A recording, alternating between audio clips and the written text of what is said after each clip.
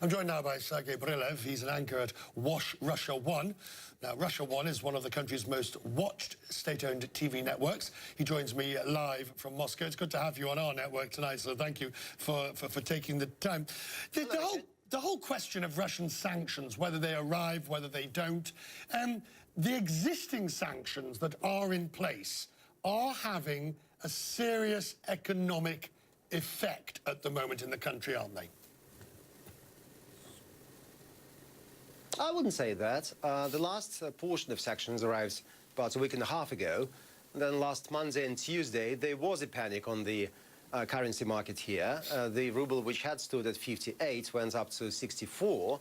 But if you look at the exchange rate today, it's a healthy 61, nearly a Belgian franc before the euro disappeared.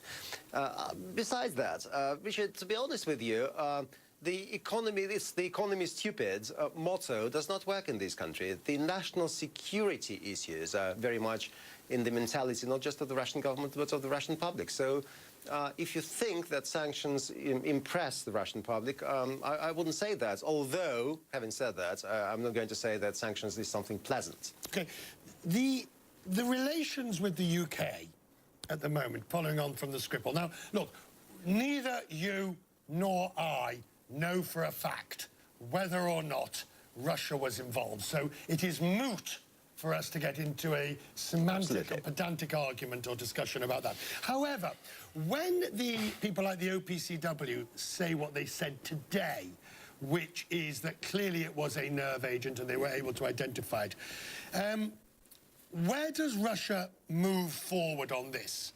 How does Russia seek to somehow put this to rest when clearly certain Western countries believe they were behind it? Richard, to begin with, the Russian government building is behind me, and I do not work for the Russian government to be telling you things on behalf of the Russian government. What is important, though, is that, speaking about tactics, even today, the OPCW hasn't identified the source of that nerve which has caused this horrific tragedy. And B, which is so much more important, you've just referred to a minor crisis in the US government between Nikki Haley and the US government. We could be talking endlessly about all those fights between the Conservatives and Labour in the UK, but I think the main problem is not about tactics. The main problem is about strategy. When the West is seen from Russia, what a lot of Russians think about is the following.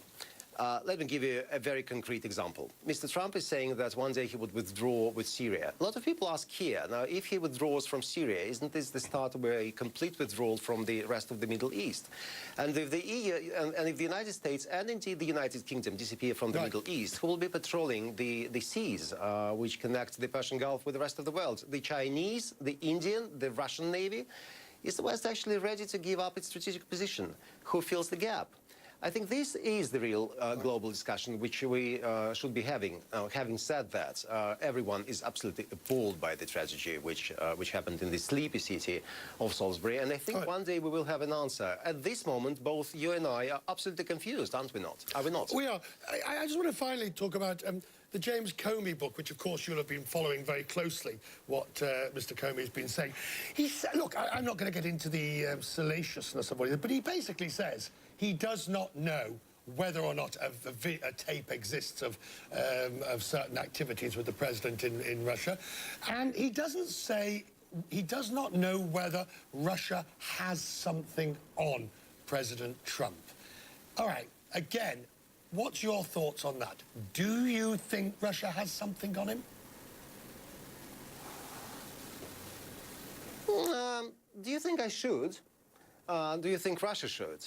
I think we are adults here, and if you look at Russia and the United States, these are the two biggest nuclear powers on this planet, with special responsibility for global security and global stability. The kind of conversations which we're having, the kinds of actions in the form of Russian and American diplomats being expelled and Russian and American consulates being closed, either in St. Petersburg or Seattle, the state of Washington, is something which certainly does not help to the notion of global security. And if I may use another motto from the BBC building in London, nations shall speak unto nations. As I say, following the demise of the British Empire and the Soviet Union, the United States have managed to be the sole superpower for only 10, 15 years. The world is changing and changing fast. The United States used to be the main pillar of that global stability, which is, it's no longer. This pillar is trembling. Don't you think that other pillars would not be growing? And shouldn't we together, Moscow and Washington, be looking very attentively at those new pillars? Good to see you, sir. I would only just forgive the minor adaptation or correction to what the BBC's motto is. You're right, except you've missed out one key word. Nations shall speak peace unto nations. Good to see you, sir. Thank you for joining me from... Absolutely. I wholeheartedly agree with you, Richard.